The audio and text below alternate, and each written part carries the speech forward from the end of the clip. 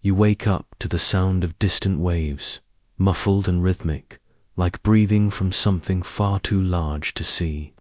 Your body, wrapped in layers of warm, damp cloth, rocks gently as the ship cuts through the dark water.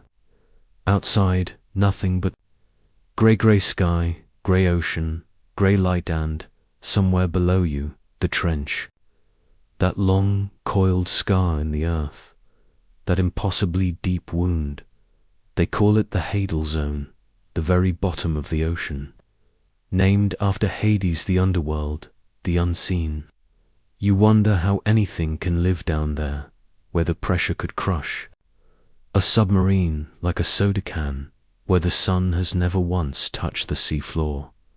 But life does exist, in strange shapes, in strange ways, and now you're here, floating over it. The trench they're studying is one of the lesser-known fractures.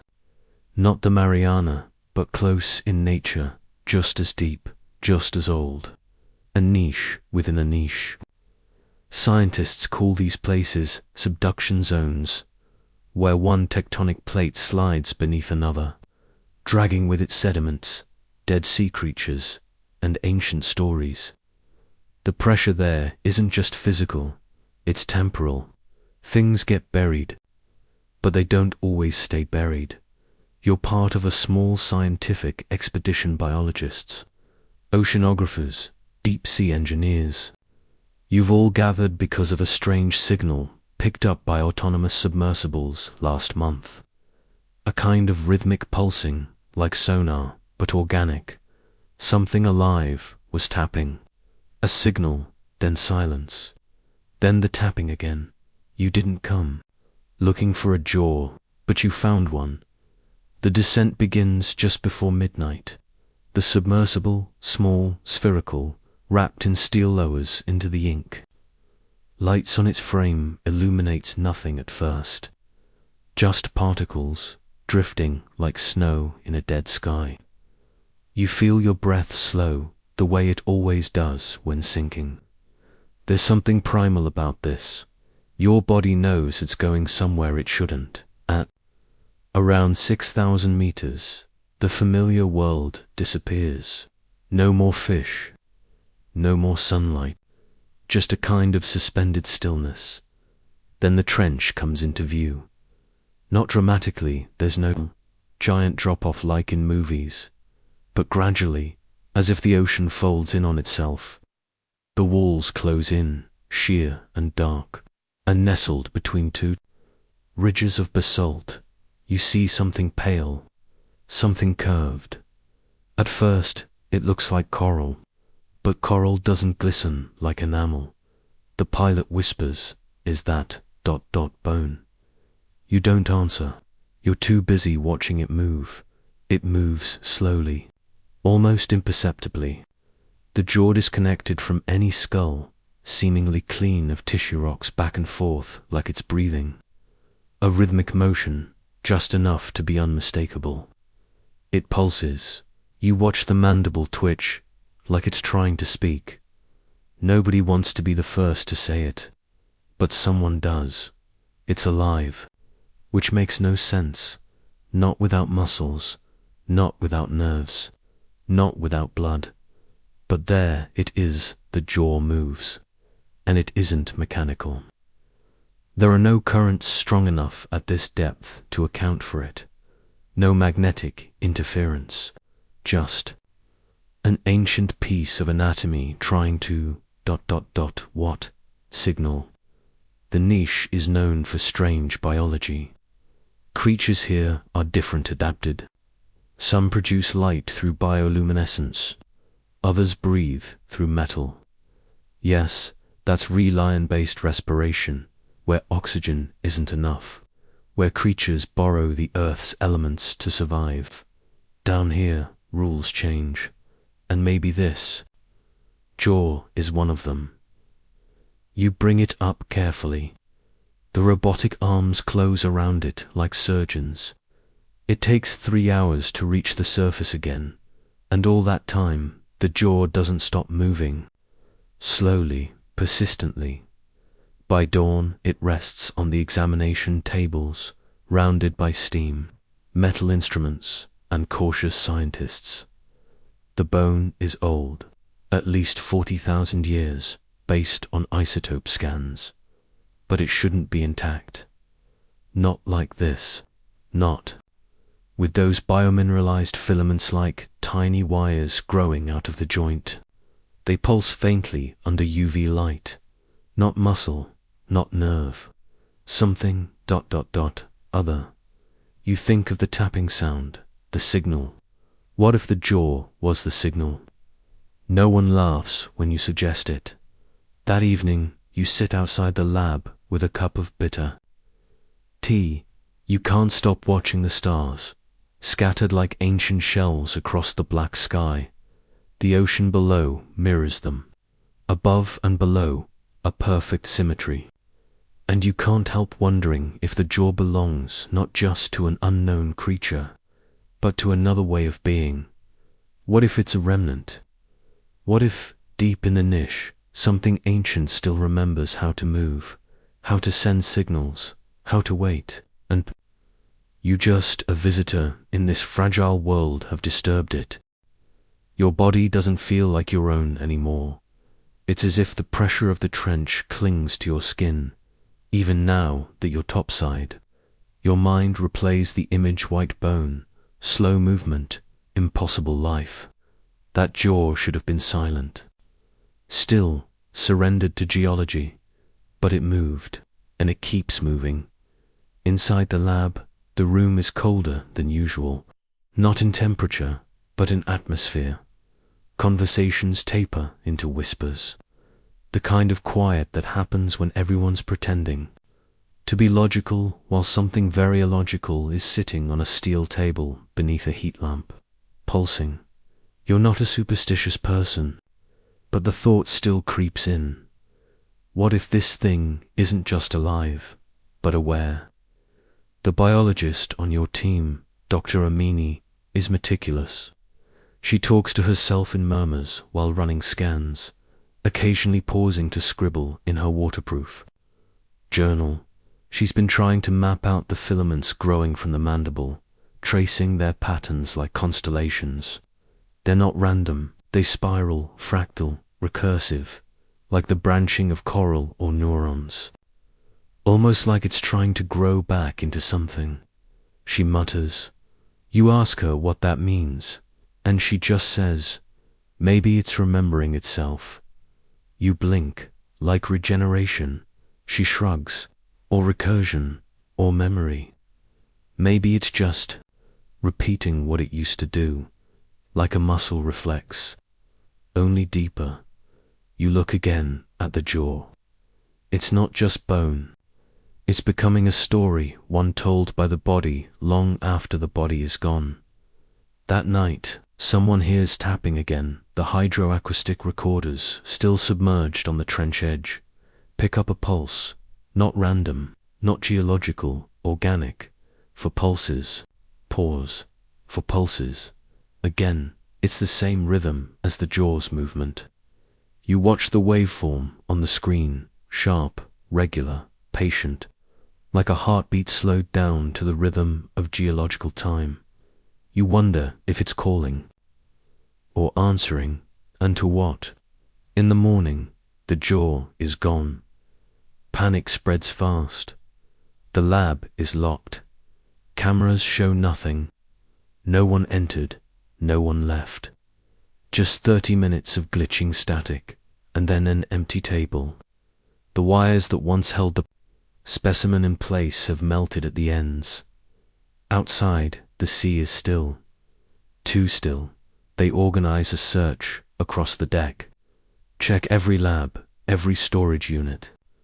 You even drag a magnetometer across the lower hull in case the jaw somehow slipped down into the ballast compartments. Nothing. Only when someone checks the shallow pool, where the ROV is stored, do they find it floating at the surface like driftwood. Except, it's no longer just a jaw. Now there's cartilage soft, pale strands linking the mandible to a new structure, half-formed. A curve of spine, a hinge of something vertebral. No one knows, but it's grown overnight. And worse, it's not cold. There's a theory that extremophiles organisms that thrive in places too harsh for others don't just adapt to their environments, but actually shape them. That their biology and the geology are partners, each shaping the other over time. Maybe what you found is an extremophile in the truest sense. A being shaped by pressure, time, and darkness. A being that remembers through structure, that stores its identity not in DNA, alone, but in form, in rhythm, in touch. A jaw that moves might not be a leftover. It might be the beginning. At dinner, no one eats much. The captain says she wants it off the ship by sunrise. Says it's throwing off the instrument's compasses, drifting half a degree. Sonar picking up false positives. You tell her the data is too valuable, that this could be a new branch of life. She narrows her eyes and says, maybe that branch didn't want to be found. No one argues with her, but no one sleeps either. Later that night, alone in your cabin, you dream of teeth. Not just human teeth, but layered rows, like shark jaws, or something older, more primitive. You dream of pressure on your chest, as though the trench itself is sitting on your ribs. You hear the 4 pulses over and over until they become part of your own breathing. And when you wake, you're not sure if it's sweat or salt water on your skin. You get up, shaky, walk to the lab, and it's gone again. But this time, you don't find it floating in the ROAV pool. This time, you find it in the observation tank, where earlier there'd only been a few samples of jellyfish and benthic shrimp. The tank's lights flicker, and there, in the center, it waits. Not just a jaw anymore, not even a skeleton now. It has form, an outline, the beginning of limbs, transparent like ghost glass. You can see where joints want to be, how tendons stretch across nothing. It twitches once, then settles. No one's sure how it got in there, but it watches you. You don't know how you know that, but you know. You step back, and in the silence, the tapping begins again. 4 pulses pause. 4 pulses only this time. It's not just coming from the hydroacoustic feed. It's echoing from the walls, from the steel floor beneath your boots, from your chest, like something has already gotten inside. You're not imagining it. The pulses are real. They bloom in your bones like sonar, like an itch that's not quite pain, but close. Every few minutes for beats, always 4. You try to ignore it, try to focus on the research, on the data, but your mind keeps drifting back to the tank, back to the thing that now looks less like a fossil and more like a fetus, not human, not animal, something adjacent, a body trying to remember itself, molecule by molecule. The tank lights hum quietly. You sit in front of it for an hour, maybe more, watching it shift, slowly, gently. The cartilage has thickened, soft tissues bloom, like petals around invisible anchors. You can almost see organs forming, suspended in clear gel. You remind yourself, this is science. You whisper the words like a mantra: biomineralization, adaptive morphogenesis, regenerative kinetics. But then, it twitches again, and the lights flicker again, and those words feel paper thin. You start recording everything. Voice notes, journal entries, even sketches. You draw the shape as it grows, not because you're an artist, but because it feels necessary, like you need to keep up. You're not sure who you're documenting it for. Yourself, maybe. The world. Some future version of you who might look back and say yes. That's the moment we should have left it alone. Or maybe it's not for anyone. Maybe the act of recording is the only thing keeping your mind intact. Because the pulses are getting stronger, and they're not just inside you anymore. They're in the walls, the engines, the people. Dr. Amen collapses first, in the middle of running. A scan, she slumps forward, eyes wide open, mouth trembling with words that won't come out. Her body is rigid. You think she's had a seizure. But she comes too quickly and looks around like she's just woken from a century-long dream. I saw it, she whispers. Saw what? The original, the ... ancestor. No one asks her to explain, but you all feel it. Some unspoken. Truth just cracked open. That night, the captain announces her decision. The specimen is going overboard at first light. Whatever it is, we didn't bring it. It found us, she says, and now it wants more. No one argues, but no one makes any moves to help either. Everyone's paralyzed by curiosity and fear, a mixture that feels a lot like reverence. You stay up, you go back to the tank, and this time you bring a flashlight, not the ship's red safety lights, but a real beam.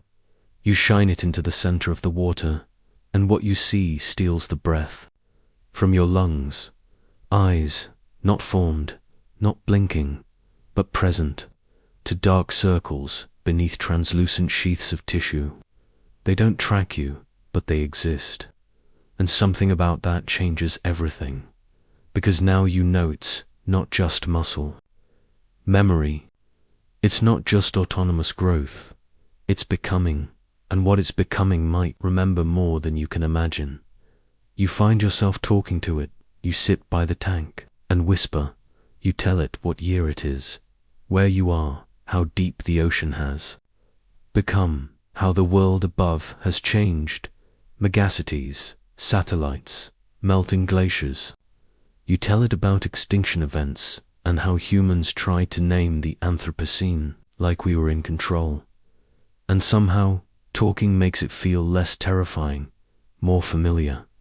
You wonder if this is how it works, if the pulsing isn't a signal to be answered, but an invitation to listen, to connect. At dawn, the crew gathers for the disposal. No one moves quickly. The crane is readied.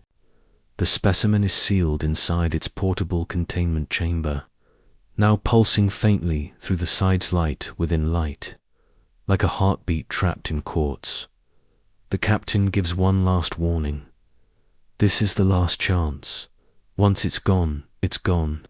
No second retrieval. You nod. You pretend to agree, but as they wheel it away, you notice the container's control panel blinking. GLITCHING, and then unlocking . They think they drop it into the trench. The logs say it's done. The GPS shows descent. The sensors read increasing depth, but you know, because 5 hours later, you find the container empty behind the ROV rig, and the pulses, they're still echoing. Stronger now, no longer, for now it's 5. You don't remember falling asleep. You only remember waking up not in your cabin, but in the equipment bay, curled up between oxygen tanks and cold metal. There's salt in your mouth. Your ears are ringing. And when you try to stand, your knees barely cooperate. You dreamt again. Not of the jaw. Not even the creature. This time, you dreamt of the trench itself. It was opening like a mouth. 5 pulses, then silence, then 5 again. That rhythm is everywhere now. In the lights, the ship's radio static, even the coffee maker. Nothing works quite right. Things spark without cause. Digital readouts scroll unreadable glyphs. You call them errors, but you know they're not. The thing you pulled from the trench is still here. Maybe not physically, maybe not in bone, but in signal. It left behind its rhythm, and your body has already started to memorize it. You pull up the acoustic logs. Weeks of data, thousands of hours of ocean floor static. And somewhere in the center right, around the time your ROV passed, near that pale curve of bone you find it. Not just pulses, language, not human, not mathematical, but patterned, recursive, like music made of pressure instead of sound. Like a whale song bent through glass. You slow it down, speed it up, flip the waveforms, and run them through modeling software. There's meaning, you're sure of it. And something else. The pulses are not just calling out, they're responding. To you, you've been changed. You feel it in your sleep, in your thoughts. You start to crave salt. You hear voices. Not like hallucinations, but like submerged whispers from another room. You turn corners and expect to see something waiting. Not out of fear, but recognition. It's not possession. It's not madness, it's translation. The trench is teaching you its tongue. You try to talk to the others, but they're slipping too. Dr. Amini mutters now as she walks. Phrases you can't understand, syllables that vibrate oddly in the throat. The ROV technician, Joel, hasn't spoken in 2 days. He stares at the ocean like it owes him an answer. Even the captain is quiet. Everyone has changed in a different way, but the center is the same. The pulses, the rhythm, the call from below. That night, the ROV deploys by itself. No one commands it. No one is in the control room, but at 3:14 a.m., the crane activates, the clamps unlock, and the vehicle descends silently into the trench. By the time someone notices, it's already too deep to retrieve. The cameras still feed data. You watch as it slips down past 6,000 meters, then 8,000. The screen shows nothing but blackness, interrupted by flakes of detritus drifting like ash. Then the terrain shifts, fissures open like wounds across the seafloor. Structures rise from the silt, not natural, not random architecture. They resemble pillars, not stone, not metal, something in between. Grown, not built, covered in filaments like the ones on the jaw. They tremble with the current, or maybe something deeper. You feel yourself lean in closer to the screen, and then the pulses start again. Not 5, not 4, now ... 6. Each one deeper than the last, and with each beat, the image distorts, like the trench itself is rejecting your gaze. And then a face, brief, fragmented, reflected in the ROV's curved lens. Not human, not monstrous. Something so old and calm it stuns your breath still. It doesn't move, but it sees you. The feed cuts. The ROV is gone. No signal, no trace. Just the memory of that face burned behind your eyelids like an eclipse. You sit there for a long time, unmoving. The silence louder than any storm. You write your first note to yourself in days. The trench is not a place, it's a womb, and something has started to wake. Later, while walking the deck alone, you notice something strange on the railings. Tiny scratches, patterns, curved lines etched into the paint. Familiar, you run your finger across them, and your body shivers. They're teeth marks, tiny, perfect. Impressions like a jaw pressed gently into the metal. And when you press your ear against the railing, you hear it again. 6 pulses, growing louder. Your body begins to change, before your mind is ready to accept it. It's subtle at first, not grotesque, not cinematic, just small betrayals. You stop craving warm food. You find comfort in cold things, ice water, salt, metal. Your heartbeat starts to follow the rhythm. Not your own rhythm, not the one you were born with, but the one from below. 6 pulses, pause. 6 again, like the slow drums of something waking. You lie in bed, eyes wide open, and feel your body rocking not with the ship, but with the memory of water far deeper than your skin has ever known. You close your eyes and it's there, the trench, calling you back. The crew has stopped talking. It's not fear anymore, it's devotion. Everyone walks softer now, as if they don't want to disturb whatever is listening. The lab is still running scans, still collecting data, but the tone has shifted. It's not science anymore, it's translation. You find Dr. Amini again, this time at the sonar station. She doesn't look up as you approach.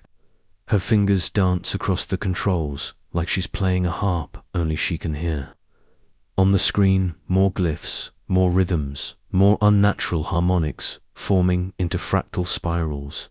She finally speaks, voice thin and soft. It's teaching us how to speak. You ask her what she means. She smiles, vaguely, the pulses, the movement, the way the jaw grew. It's all one language, but not made of words, made of structure. She turns and looks at you really. Looks, it's a language made of becoming, you. Try to sleep that night, but your dreams are worse than the WAKEFULNESS. In them, you're not human. You're something elongated, limp-thin and lightless. You drift through cold water. You don't swim, you feel. Your bones are hollow. Your eyes are open but blind. You move, not with muscles, but with memory. And everywhere you feel the pull of the trench, like gravity, like home when you wake. Your fingers are stiff. You look at your palms. They're raw, and on your skin, faint lines etched like the railings curve outward, like ribs or gills or ... no ... not yet. You run cold water over them and tell yourself it's nothing, just impressions from the bedding, but your skin still hums. That morning, the fog rolls in thick and low. Visibility drops to a few meters. The ocean and sky blur into one seamless, colorless dome. The ship becomes a floating island, cut off from time. The satellite signals go dead. The compass drifts. The engines begin to pulse. 6 beats, pause, 6 again. You try to speak with the captain, but she doesn't answer. Her eyes are fixed on the horizon, if you can call it that. She holds the wheel like a ritual, not a tool. She's guiding now. She says, you don't ask who she is. You already know. You go back to the tank, but it's not a tank anymore. It's a cradle. The thing that once was a jaw has nearly completed its cycle. The form is translucent but firm. Its limbs are longer now, jointed backwards, like some ancient amphibian. No face, no mouth, just smooth skin and a soft, luminescent glow at what might be a center. It doesn't move, but it listens. You can feel it.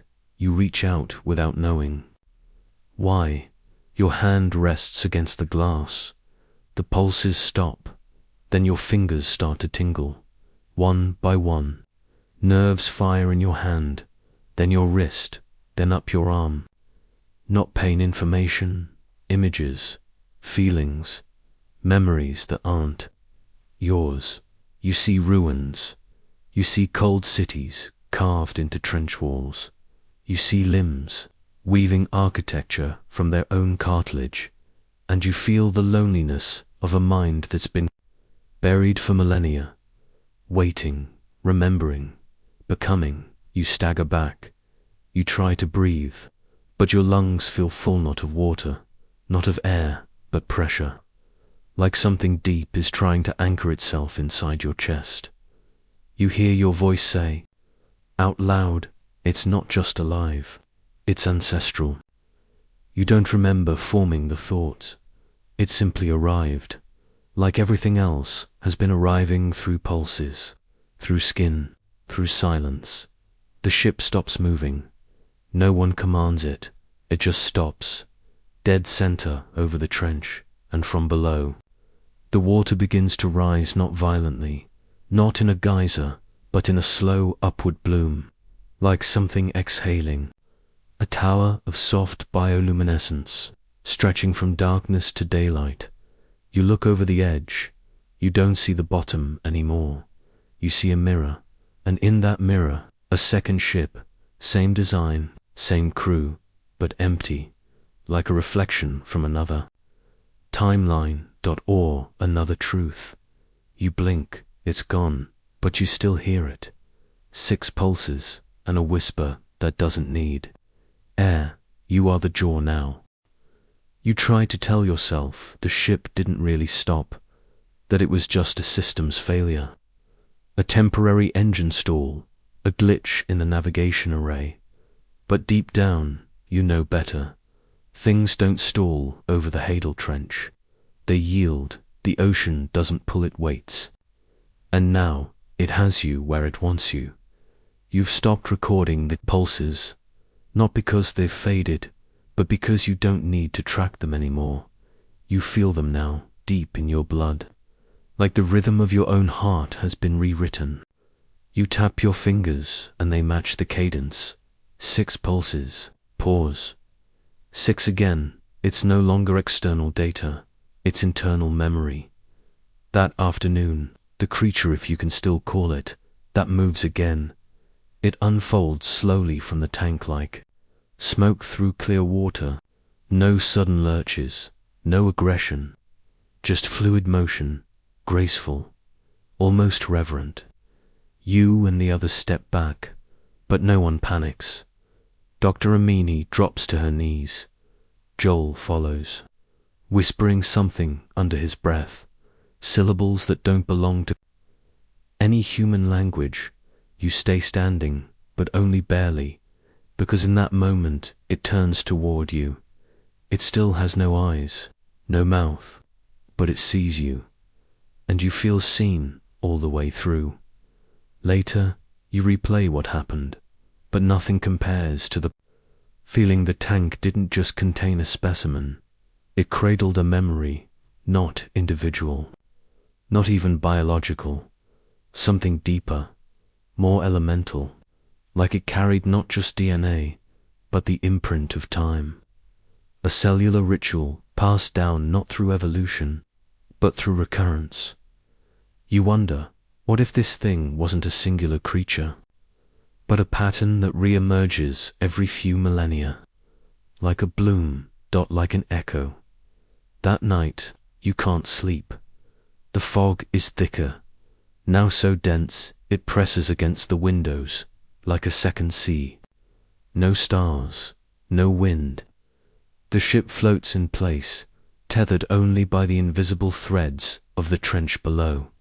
You walk the deck, flashlight in hand, and there, in the condensation on the railings, you see new marks, not teeth this time, fingers, long, thin impressions, 5 digits, tapered, and the prints aren't yours. You touch them. They're warm below deck. Something hums, not mechanical, organic.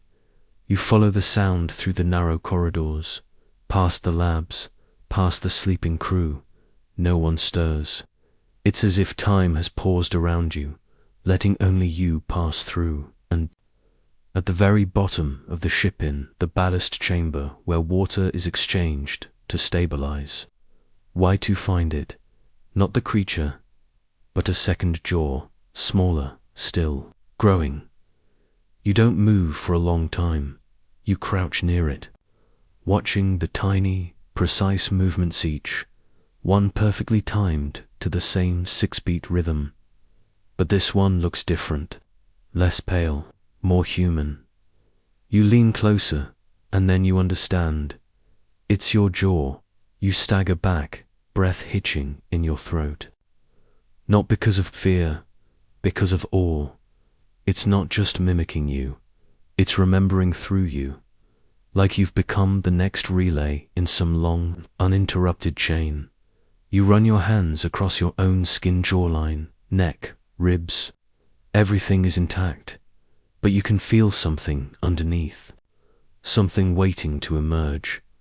The water begins to rise, not over the rails, not in a flood, but in thin vertical columns, like strands of hair rising in a static charge. Dozens of tiny suspended streams climbing into the air and drifting, curling, merging. You follow them with your eyes. They're not water, they single quotes refilaments, like the ones on the first jaw, like the threads of an old tapestry being rewoven in real time. They drift toward the main lab, toward the tank, toward the place where the creature once sat like an embryo in a glass womb, and now they spin slowly, forming a spiral made of structure, not message, not threat. Invitation. You walk toward it, not out of compulsion, out of understanding, the kind that arrives wordlessly, like remembering a dream long forgotten, like déjà vu stretched across epochs. The spiral opens, and from within, something rises, a shape, thin, familiar. It doesn't walk, it doesn't swim, it just exists, and it looks like you, not entirely, but enough to feel like you're staring into an ancestral mirror. The trench hasn't just remembered its past, it's repeating it through you. The mirror version of you doesn't speak. It doesn't need to. Your mind fills the silence with everything unsaid. 1,000 parallel thoughts, layered like sediment. This isn't a clone. It's not science fiction. It's something older, like coral, rebuilding itself from a single polyp, like a story retelling itself through flesh. This is not your double. It is your memory, worn like skin. It watches you, head tilted, not curious, not hostile, just patient. Its body is smoother than yours, more elemental, as if sculpted by water, rather than bone. Limbs longer, breath slower. Its skin gleams with the same bioluminescence you saw in the trench. A kind of deep-sea glow that feels less like light and more like a signal. You raise your hand, it raises. It's not mimicking, mirroring. The space between you folds in half like a sheet of paper, and you feel something inside you yield, not fear, acceptance. The others come, one by one, drawn to the spiral, to the shape rising at its center. They don't ask questions. Their eyes are wide but calm. Some fall to their knees. Others just watch. Dr. Amin stands next to you, whispering something under her breath. Again, you listen. It's your name, but not your name. Something deeper, like the trench is calling you in a voice you've always known, but never heard aloud. Later, in the quiet hum of the mess hall, you write. You don't even know what language it is anymore. Symbols form themselves, not English. Not any earth tongue, but the act of writing brings peace. Each curve and stroke feels right, like your hand already knows the shape. Even if your conscious mind, DOESN, single quotes, this is not madness, it is remembrance. Your body is remembering something. Your brain was never built to hold. The ship is moving again, but no one is steering. It drifts with eerie precision, turning slowly, heading toward a point on the map that no one plotted. You check the GPS logs, there's no input. The engines hum to the rhythm. 6 pulses, pause, 6 more. It's guiding you now. Or maybe she is. The version of you, the Nat you. You find her in the lab again, standing perfectly still near the tank where she once formed. She watches the walls like she's waiting for something to knock. And maybe something is, because the water outside is rising, not storming, not surging, just lifting. That night, you see them dot lights, beneath the surface, dozens of them, maybe hundreds, moving, in coordinated spirals, gentle as drifting kelp. Shapes pass beneath the long-limbed, glowing, silent. Some are small, others ... vast, their silhouettes too large to name, too fluid to measure. They rise, loop, vanish again into the deep dot, and in that moment, you know the jaw was never alone. It was never the beginning. It was one of many. The ocean is not empty, it's archived, holding what it remembers, hiding it until the time is right, and now the time has come. You stand at the rail with Joel beside you. He hasn't spoken in days, but now he turns to you and says, "They're not returning. They've always been here." You nod, not because you understand, but because you believe him. Something shifts in your body again, a warmth in your spine. You go to the bathroom and lift your shirt, running your fingers along your back, and there it is, just beneath the skin, a ridge, soft, raised, symmetrical, not pain, not deformity, emergence. You lie down on the floor, unable to stand. The pulsing fills your ears like a tide coming in. You curl into yourself, arms around your knees, breath slow and rhythmic. 6 pulses, pause, 6 again, each one reshaping you gently, from within. The others don't speak of it, but they're changing too. Some walk with new rhythms, some hum with voices not their own. You pass one crew member in the hallway and their eyes flash faint blue in the dark. Just for a second, you don't ask, because you know you're no longer passengers. Your vessels, the captain calls one final meeting. Everyone attends, no one speaks. The sky above is clear now. The stars distant and sharp. But beneath, the water glows. Shapes circle the ship. Spirals tightening. And the creature the Natu steps forward at last. She places her hand on the railing and opens her mouth. No sound, just breath, but the wind responds. The ocean quiets, and deep below, something begins to rise. Something older than language, something coming home. It breaks the surface without a ripple, not like a whale breaching or a geyser erupting. It rises the way a memory does slow, soft, impossible to stop, a structure that's the only word your mind can offer, though it doesn't feel right. It isn't built, it isn't grown, it's realized, like an idea that has been waiting in the ocean for eons to be thought into form, a cathedral made of cartilage and silence. Pillars arc out of the water, semi-transparent, humming faintly with the 6-pulse rhythm. Between them, spirals of filament rise and curve like strands of ancient kelp, weaving light and movement into space. You stand at the edge of the ship, and the sea stretches into this opening like a road down no one speaks, no one needs. 2, you all feel it, that gentle pull beneath your ribs, like a tide within the bloodstream. It's not fear, it's not awe, it's homecoming. Your skin tingles, not from cold, but from memory, the kind of memory that isn't personal, but ancestral.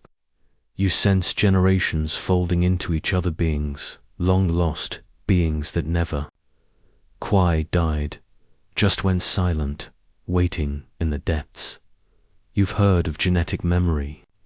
Stories pass through blood. But this isn't blood, it's structure.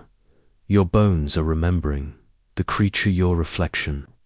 Your twin walks first, not onto the sea, not into the water, but toward the glow, and she doesn't sink. The surface accepts her like breath. Each footstep is weightless. Each movement sings a low tone that echoes back from the pillars. Then Amin follows, then Joel, then the rest, one by one, without hesitation. And finally, you. You expect cold, but it's warm. Not like the surface sun. Not heat, pressure, a comforting squeeze, like being held from the inside. You step out onto the glowing road, and the water wraps your feet without wetness. The ocean doesn't resist your presence. It makes room for you. Every breath comes. Easy, you walk. Slowly, each pulse in your chest matching the ones around you. 6 pause, 6 more. You enter the cathedral, and the ocean closes behind, inside. It is neither dark nor light.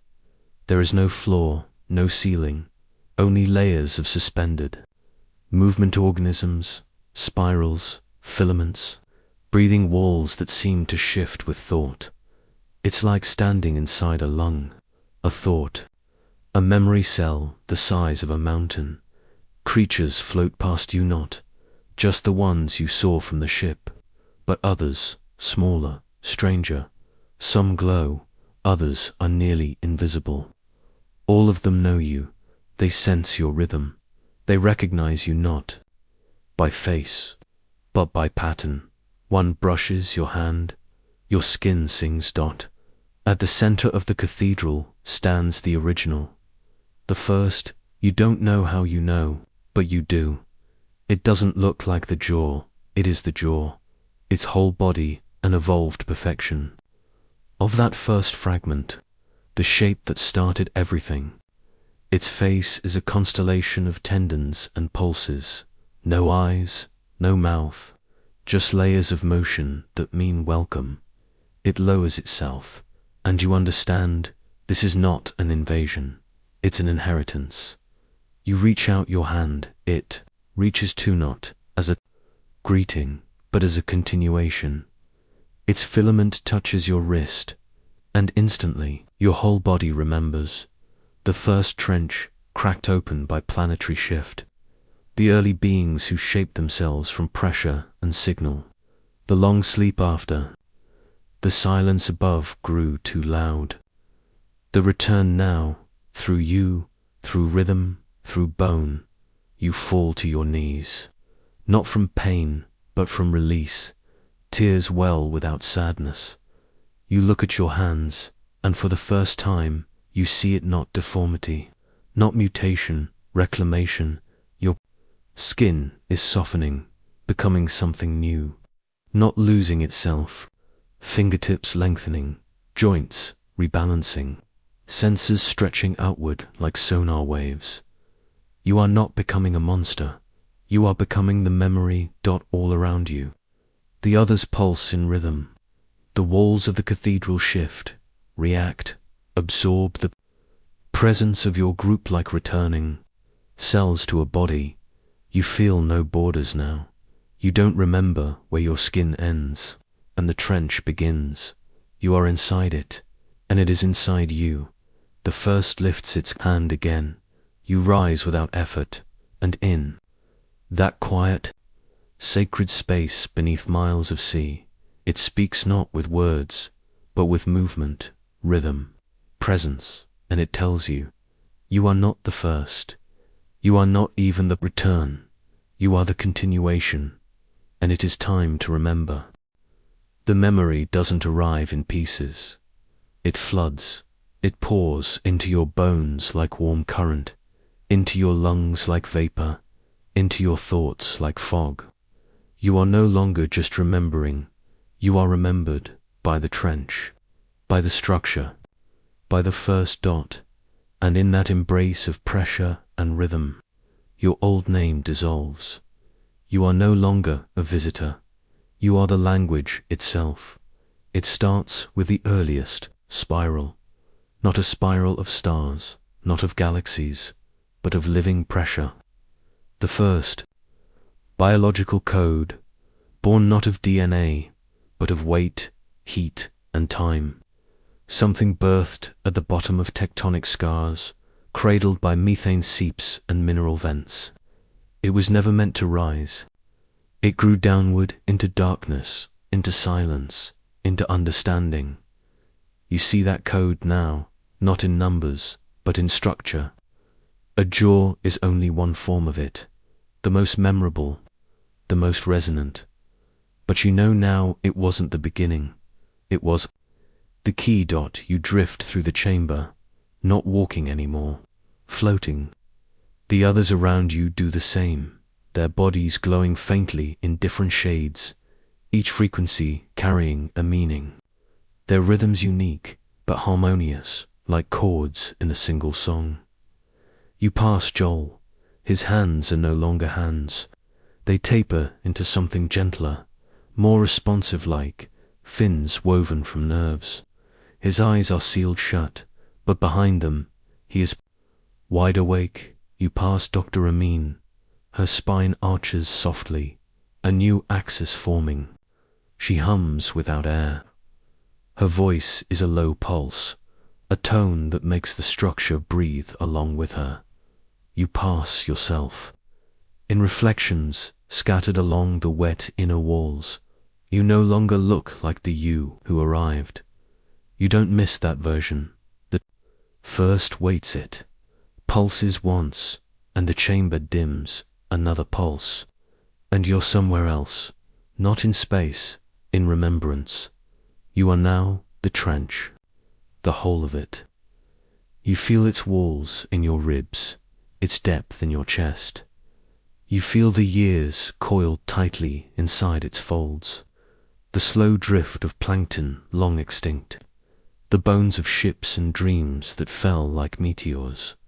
You feel it all, and you realize ... You're not learning a language. You're remembering a body. The trench is the body, and now you are a nerve within it. You return to yourself gently. No jolt, no break, just breath.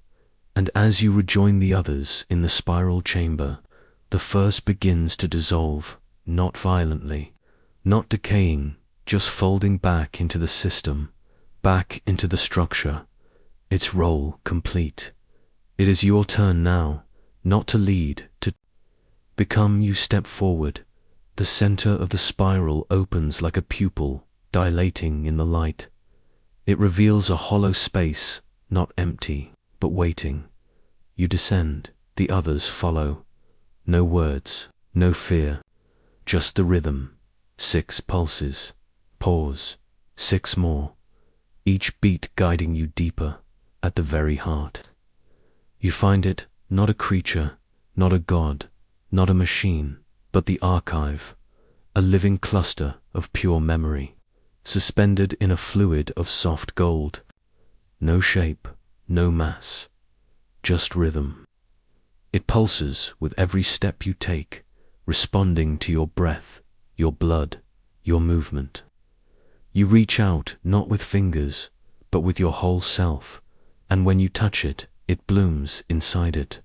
The birth of the trench, the language of pressure, the purpose of form, the first signal sent, the long silence that followed, the scattering of fragments across the deep, the search for a host with memory.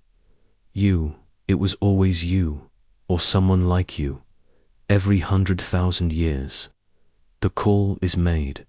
Most don't hear it, but once in a while, someone does. You return to the surface of yourself changed, and now you understand what the jaw was doing in the dark, why it was moving, why it was waiting. It wasn't breathing. It wasn't alive in the way biology defines life. It was asking a question, and now, inside your chest, The answer pulses quietly. A new rhythm. 7 pulses. 7 pulses. That's what your body holds now. Not a code, not a heartbeat. Something more fundamental. A new rhythm. An evolved tempo in the grand dialogue of the deep. It plays gently beneath your skin, like the memory of a lullaby you never learned but always knew. 6 was the call. 7 is the response. And with it, the structure begins to change. The chamber hums around you. Not louder, deeper. The kind of sound that doesn't enter through the ears, but through the sternum, the vertebrae. You don't just hear it, you become part of it. The filaments above you begin to stretch and braid, knitting into complex shapes new organs, new limbs, new vessels. The others, drifting nearby, offer no surprise. They already know. Their bodies shimmer in time with yours. The transformation isn't mutation, it's completion. You look down at your hands and see light under the skin. Not like fire. More like a signal, the same way anglerfish light their lures in the dark. Your fingertips hum with memory. You reach out and touch the air, and the chamber responds. You are no longer a passenger in this place. You are now part of its nervous system. Each motion you make sends ripples through the cathedral. Each thought echoes in the trench like sonar. You wonder, how far can this memory reach? And somewhere, deep in your new mind, you feel the answer, across oceans, across species, across time. Outside, the others begin to surface, not back to the ship, not to the world above, to the threshold, the boundary between trench and shallows, where light dares to return, weak and fractured. They do not walk, they rise. Their forms are fluid now, not rigid. Their flesh shimmers like deep-sea oil, iridescent, with meaning. You follow them. The currents hold you without resistance. You rise not like a diver returning to air, but like a message returning to its sender at the threshold. The ocean waits, and beyond it, silence. Not the silence of space, the silence of the unaware. You hover just beneath the surface. Your old ship still floats nearby, a ghost of purpose now adrift, and within its screens still blink, wires still flicker, systems still hum. But there is no one there anymore. Not truly, because what mattered has already crossed over. The creature who was you, who is you, emerges beside you, not a clone, not a reflection, a successor. You realize now, this process has never been about duplication. It has always been about recursion, the spiral folding back on itself. A story retold through bodies that can finally remember. You speak, not with words, but with pulses. 7. She replies. 8. The trench isn't just a wound in the earth. It's a mouth, a brain, a memory palace buried under miles of pressure.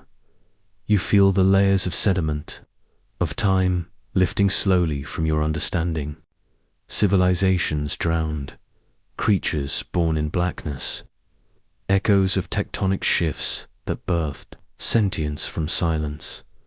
You realize the archive doesn't just preserve life, it curates evolution above the surface. You breach just once to see, to feel the air again, the wind, the sky that once felt like freedom, but it doesn't hold you anymore. It's too light to still dot. Too forgetful, you return to the deep without resistance. The sea accepts you, the trench embraces you, and in the distance, far across the dark plain of the ocean floor, you see more light blooming dot, other cathedrals awakening, other messages being heard, other jaws beginning to move. You smile, if that's what your face still knows how to do, and pulse once, twice, 7 times, then silence.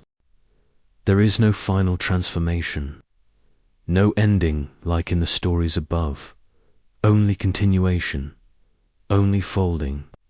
You are no longer a self, not as the surface defines it.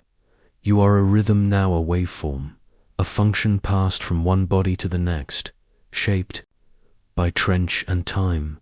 And in this shape you do not walk. You resonate. You travel through the deep, not by motion, but by memory, through pulses, through presence. Above, satellites still drift. The world still spins in noise and light and forgetting. They call the trench a grave, but here, in the cathedral, beneath a mile of cold silence, you know the truth. This place was never burial. It was seed, a hidden signal encoded in filament and pressure, waiting until something with enough memory, enough surrender, carry it forward, could answer, could become. You visit the places others never see, not with eyes, not with light, with touch. You drift near hydrothermal vents that pulse like volcanic lungs. You circle sunken ships whose rusted hulls echo forgotten names. You pass through shoals of blind fish that remember you before they see you. Each encounter adds to the pattern. Each rhythm you absorb bends your form anew, not toward perfection, toward remembrance. You are not alone. The others pulse around you, their bodies semi-transparent now, threads of signal woven into a living network. No speech, just rhythm. Each body is a voice, each movement a sentence. You understand that there are millions of you now across the globe, along the trenches that ring the ocean like veins. Each cathedral has awakened, each archive has opened. The planet is remembering itself through you, and now you drift to a place even deeper, a void beneath the crust, a place no sonar ever reached. There you find the originals, not creatures, not even shapes but pulses, beats without form. You join them, you become them, and now the rhythm is complete. 1, 2, 3, 4, 5, 6, 7, 8. A new cycle begins. Above, the scientists search for your ship. They find nothing. The logs have vanished, the footage corrupted. Just one signal left in the black box, repeating across all frequencies. 8 pulses, then silence, then 8 again. They call it a glitch. But one day, someone will hear it. Someone will feel it in their bones. They'll follow it, and in the dark, they'll find something small, something ancient, something waiting, a jaw, still moving, end. Thank you for going all the way to the bottom.